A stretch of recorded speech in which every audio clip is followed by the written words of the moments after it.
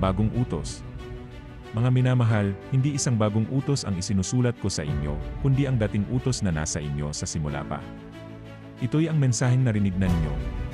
Ngunit, maituturing na isang bagong utos ang isinusulat ko sa inyo, sapagkat napapawi na ang kadiliman at lumiliwanag na ang tunay na ilaw.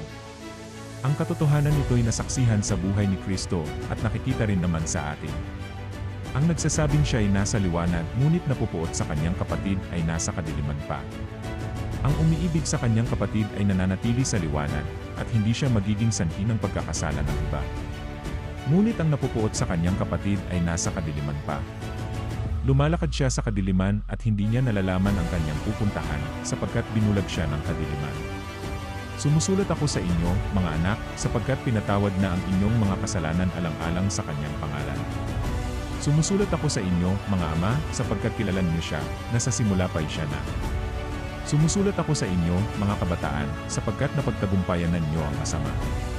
Sumusulat ako sa inyo, mga anak, sapagkat kilala ninyo ang Ama. Sumusulat ako sa inyo, mga ama, sapagkat kilala niyo siya, na sa simula pa'y siya na.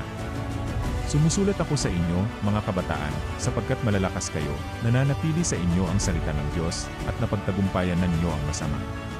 Huwag ninyong ibigin ang sanlibutan o ang mga bagay na nasa sanlibutan. Ang umiibig sa sanlibutan ay hindi umiibig sa Ama.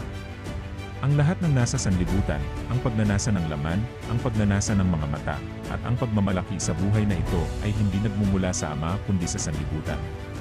Mawawala ang sanlibutan at ang lahat ng mga bagay na pinagnanasaan ng mga tao, ngunit ang mga sumusunod sa kalooban ng Diyos ay mabubuhay magpakailanman.